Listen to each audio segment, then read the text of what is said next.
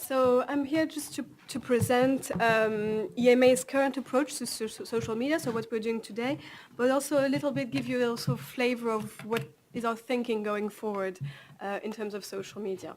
To put it into context first, I mean, social media is one of the activities we have to reach our stakeholders. As you can see, we have a number of ways to reach you, to reach other stakeholders. We have workshops like today, but a lot of infographics, videos. There's a lot of activities that we have ongoing to make sure that we reach our stakeholders and make ourselves heard. So social media is one of them. To give you a quick overview of where we are today, so we have been operating a number of tools since 2009. Our main presence is on Twitter. We also have a LinkedIn account and we have a YouTube channel. So this is just a quick overview of where we are today. Our current approach is really sharing news. So we have a very dense website, as you might know.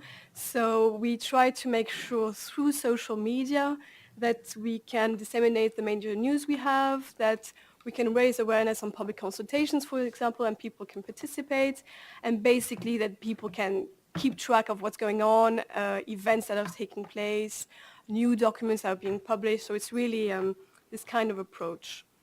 So as you can see, our approach today is really a broadcasting. It's broadcasting of news, making sure people are aware of what's new and what's coming up. But we know that tomorrow, going forward, what we would hope for is to go towards more engagement. We know that we have different stakeholder groups, of course, patients, healthcare professionals, media, industry, academics. Every one of our stakeholders uses social media differently. So we need more tailored approach to reach them, and certainly this is something we need to do going forward. And we would like to go towards a bit more of a dialogue, because today we really have a one-way communication activity on social media, and certainly tomorrow we hope to be more of a two-way approach. So to give you more details about our social media accounts today, so this is our Twitter handle, EMA News. We have over 23,000 followers. It's growing quite steadily.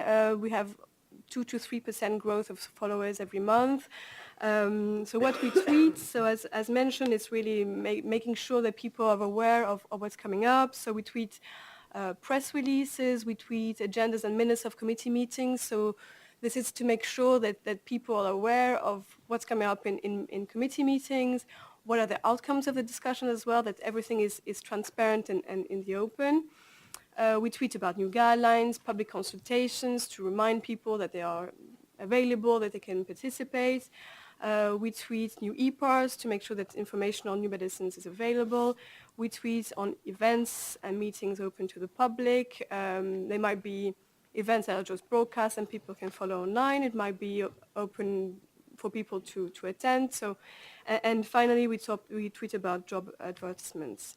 This is little examples of the kind of tweets we can have. As you can see, they're still quite technical and of very diverse nature. So that shows that we are reaching towards very different people through one channel.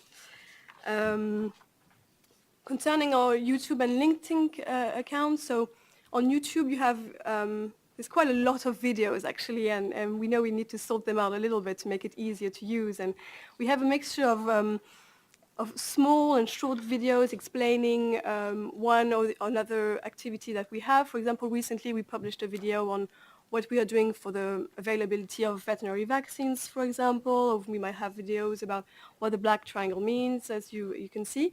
Or we have really very much bigger videos, longer videos that are broadcasts of events that took place here, making sure that people can actually follow after the event took place. They can still actually see what happened.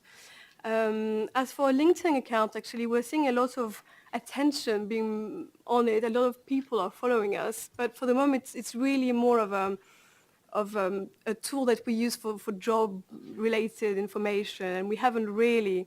We're not using it for something else, but the fact that so many people and more people are following us on that actually suggests there might be expectations of something else. So we will be looking into this. As for challenges today, so EMA communicates in English. We try to reach the whole of the EU, of course, so one of our biggest challenges actually is always the language challenge. Can we reach everyone while speaking English? That's a question mark that we need to deal with. Also, we know that the national competent authorities might have and often have actually their own Twitter channels, and they are speaking, and their own social media strategy, and they are speaking the local language in the right tone of voice. So for some information, should we be the ones talking? Should they be the ones trying to reach certain stakeholders? That's also something we need to figure out and specify. And then finally, one of the other challenges we have as a European organization, of course, is the various uptake of various social media channels depending on the member state. I mean, we've seen that Facebook is the one that's most used, but it's also, for example, we are on Twitter today. We know that Twitter in some member states, for example, in Spain or in the UK, it might be quite used, but it's not that much of a very used channel. For example, even in Germany or in Poland, it's not as used as a channel. So by choosing one, are we actually keeping some of the member states out? And this is also something we need to work on. I think you've heard already the results of our perception survey that we've carried out in 2015 and had very interesting results on social media. So we carried out this perception survey with our stakeholders to assess how our communication is perceived, to understand how our communications are valued by our stakeholders, and to assess and measure the level of satisfaction by, with our services. And we had a question about what other tools do you recommend for EMA? What would you say that EMA should be? Where should we be? And we had two kind of responses. We had people suggesting other channels. So saying, why don't you go on Facebook? Why don't you go on Pinterest, on LinkedIn professional groups? Why don't you try this? And then the other aspect was, why don't you do it differently? So a two-way communication on Twitter, using the social media so more effectively, especially for the young generation. Make sure you differentiate your use of your tools depending on the audiences. So these were very interesting learnings. The conclusion of what our stakeholders have told us is basically they would welcome an increased use of social media. They advise us to invest in social media to reach out to new stakeholder groups and to develop a social media strategy based on a study that identifies the most appropriate social media channels EMA could use. Our response is that we already have a social media strategy, but it is true that we feel it's getting a little bit outdated and we need to think it again and think about it again. So we are developing a new strategy to broaden our engagement, and we are already trying to strengthen the dialogue on the channel we use most today, which is Twitter. So we have been using recently, and in the past year, we've been trying to really improve the content to make sure that what we do is understandable, that it's easily accessible, that it's easily shareable. So using more infographics, using more pictures, it's to make ourselves better understood, but also to give a bit of a more human side to the whole of our approach to communication. So this is what we've been trying to do a bit more. We've also done, for example, little campaigns, like this campaign we did during the summer, as the European Commission was publishing the 3-year report on the implementation of the pharmacovigilance legislation.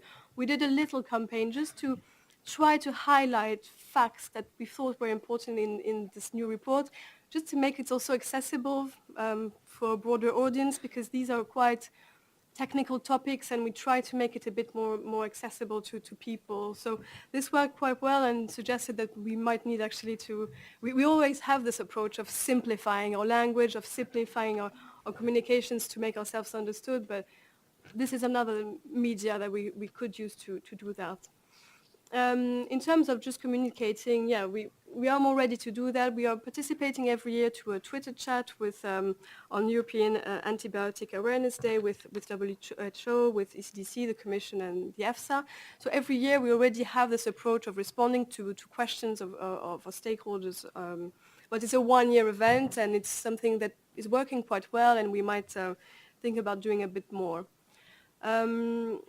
So to conclude, basically, for this new social media strategy, what we are doing is already trying to improve the Twitter feed we're having with more appealing content, with more simplified language and easy to access language.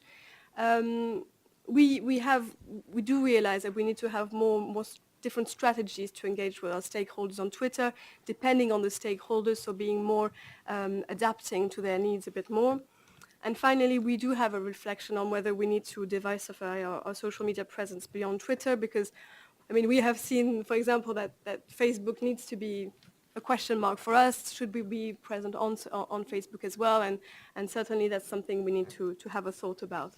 So we're trying to have a very open approach to it and trying to really identify what's best really for the people who need to have information from us. It's not about being present everywhere or changing everything. It's about really having an efficient approach and targeting the best we can and making the best use of social media. So if you have any comments, any views, anything that you might, if you have any expectations even from us, it will be very interesting to hear your views in this forum and in any other one, but that's basically what I would hope for.